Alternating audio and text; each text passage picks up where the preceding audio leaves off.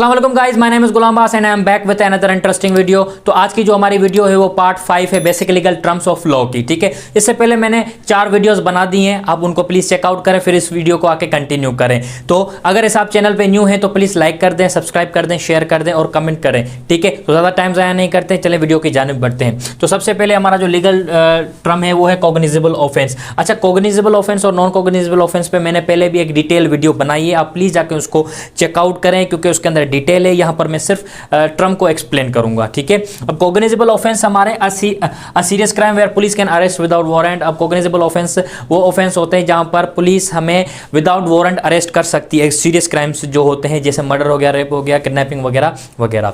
ठीक है ना, अब उसी से मिलता जुलता लफ्ज है non cognizable offence a less serious crime where police need warrant. अब ये छोटे छोटे ऐसे क्राइम होते हैं जिनके लिए पुलिस को वारंट की जरूरत होती है हमें गिरफ्तार करने के लिए। अब वो वीडियो चेकआउट करेंगे, आपको मालूम पड़ेगा कि कब पुलिस आपको गिरफ्तार कर सकती है और कब पुलिस आपको गिरफ्तार नहीं कर सकती है। ठीक है, चलें तीसरे पे चलते हैं। तीसरा जो हमारा लीगल टर्म है वो है कॉन्फिस्केट। कॉन्फिस्केट क्या होता है? To take away property often as a punishment. अब जो कॉन्फिस्केट जो होता है ये एक तरह की मतलब पनिशमेंट होती है। ठीक है ना, जहां पर हम प्रॉपर्टी को सीज कर देते हैं। ठीक है ना, एज अ पनिशमेंट के तौर पे हम पनिशमेंट के तौर पे प्रॉपर्टी को क्या कर देंगे? सीज कर देंगे। प्रॉपर्टी को सीज करना एज अ पनिशमेंट, उसको हम कॉन्फिस्केट करेंगे। अब उसके बाद जो हमारा चौथा जो है लीगल टर्म है वो है ससेशन। ससेशन क्या होता है? The process of stopping something. Cessation एक ऐसा प्रोसेस है जिसके अंदर किसी भी चीज को हम स्टॉप करते हैं। ठीक है, ये एक तरह का प्रोसेस है जिसके अंदर हम किसी भी चीज को स्टॉप करते हैं। किसी भी चीज को स्टॉप करने के प्रोसेस को हम क्या बोलेंगे? ससेशन बोलेंगे। ठीक है ना, अब उसके बाद हमारा जो 5वें नंबर पे लीगल टर्म है वो है breach. Breach means break a law, rule और एग्रीमेंट। ब्रीच का मतलब होता है किसी भी कानून को तोड़ना, किसी भी उसूल या रूल को तोड़ना या किसी भी एग्रीमेंट को तोड़ना। इन तीनों चीज़ों में से कुछ भी अगर आप तोड़ते हो तो हम बोलेंगे कि यहाँ पर ब्रीच हुई है। ठीक है ना, अब उसके बाद ब्रीच के बाद जो हमारा लीगल टर्म है 6 नंबर पे वो है bequeath. To leave something to someone in a will. अच्छा, जो बिक्वेथ होता है ये एक किस्म की वसीयती है, इसको भी हम वसीयती बोल सकते हैं। ठीक है ना, अब इसका मतलब क्या है? टू लीव समथिंग, कोई चीज किसी के लिए छोड़ना एज अ वसीयत के तौर पे। ठीक है, सिंपल।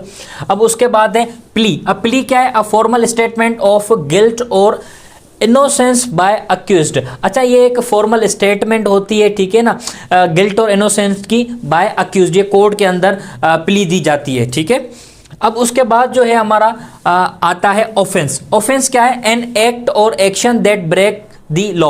अच्छा, ऑफेंस एक तरह का एक्ट मीन्स एक तरह का कोई काम या कोई हरकत होती है जो किसको ब्रेक करती है? लॉ को तोड़ती है। ठीक है ना, लॉ को अगर कोई ओवर रूल करता है या लॉ को तोड़ता है तो वहां पर ऑफेंस होता है। ठीक है ना, उसको हम ऑफेंस बोलेंगे लॉ की जुबान के अंदर। अब उसके बाद आता है ऑफेंडर। ऑफेंडर कौन होता है? A person who breaks the law. Offender वो बंदा होता है जो किसी भी लॉ को तोड़ता है। ठीक है ना, कानून की खिलाफ वर्जी करता है, उसको हम ऑफेंडर बोलेंगे। ठीक है, अब उसके बाद हमारा 10 नंबर पे जो लीगल टर्म आता है वो आता है कॉन्ट्रैक्ट। अब कॉन्ट्रैक्ट क्या है? अ रिटन प्रॉमिस बिटवीन 2 और more people that legally binding. अच्छा, कॉन्ट्रैक्ट हमारा क्या होता है? एक रिटन प्रॉमिस होता है। ठीक है ना, लिखत में होता है बिटवीन 2 और मोर पीपल। ये 2 बंदों के बीच में भी हो सकता है कॉन्ट्रैक्ट, 2 से ज्यादा बंदों के बीच में भी हो सकता है। अच्छा, जो हमारा कॉन्ट्रैक्ट होता है वो लीगली बाइंडिंग होता है। ठीक है, जब कॉन्ट्रैक्ट बनता है तो वो लीगली बाइंडिंग होता है दोनों पार्टीज के ऊपर। ठीक है, अब उसके बाद आती है एग्रीमेंट। क्या है? ठीक है, agreement a mutual understanding between 2 और मोर पीपल इधर रिटन और वर्बल। अच्छा, एग्रीमेंट और कॉन्ट्रैक्ट और ट्रीटी के बीच में क्या डिफरेंस है वो भी मैंने वीडियो बना दी है, आप प्लीज उसको भी चेकआउट कर लीजिएगा। अच्छा, अब एग्रीमेंट क्या है? एक म्यूचुअल अंडरस्टैंडिंग होती है बिटवीन 2 और मोर पीपल्स। ये एक तरह एग्रीमेंट जो है एक तरह की म्यूचुअल अंडरस्टैंडिंग होती है 2 या 2 से ज्यादा बंदों के बीच में।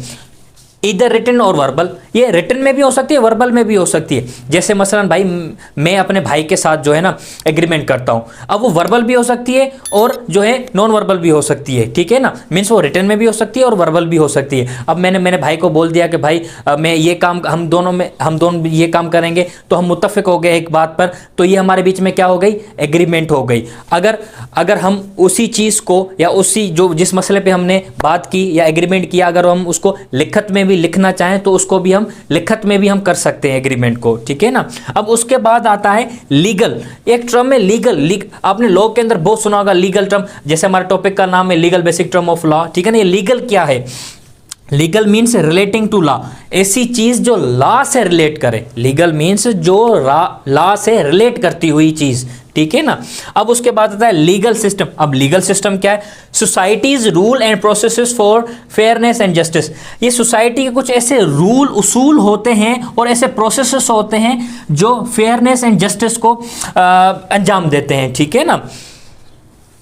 अमेंडमेंट क्या होती है? अब दूसरा जो, अब उसके बाद जो हमारा लीगल टर्म है अमेंडमेंट। अमेंडमेंट हमारी क्या है? अ चेंज और एडिशन टू अ लॉ और अ डॉक्यूमेंट, ठीक है। अमेंडमेंट क्या है? एक तरह की चेंज। हम किसी भी, जैसे आपने लॉ के अंदर आपने हमारा यंग लॉयर्स ने बहुत सुना होगा कि भाई कानून के अंदर अमेंडमेंट की गई है, ठीक है ना। पाकिस्तान के कॉन्स्टिट्यूशन के अंदर अमेंडमेंट्स की जाती हैं, ठीक है ना। अब ये अमेंडमेंट क्या होती है? एक तरह की चेंज होती है या किसी चीज के अंदर एडिशन करते हैं। वो लॉ के अंदर भी हो सकती है और किसी भी डॉक्यूमेंट के अंदर भी हम कर सकते हैं अमेंडमेंट। अब उसके बाद आता है फ्रीडम।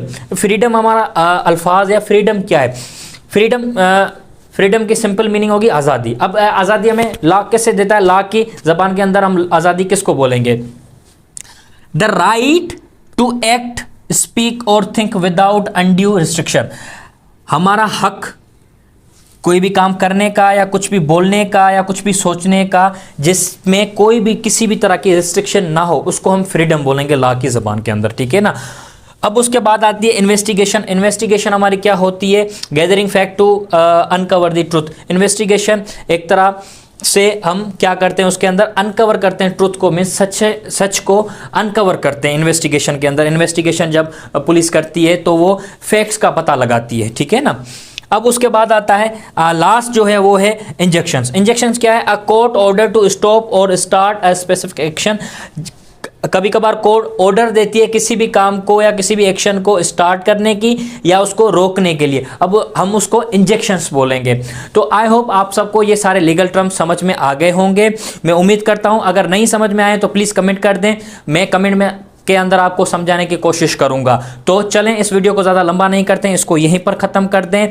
प्लीज़ लाइक कर दें, सब्सक्राइब कर दें, शेयर कर दें और बेल के आइकन को ज़रूर दबा दें। इंशाल्लाह मुलाकात होगी जल्द किसी और वीडियो के अंदर।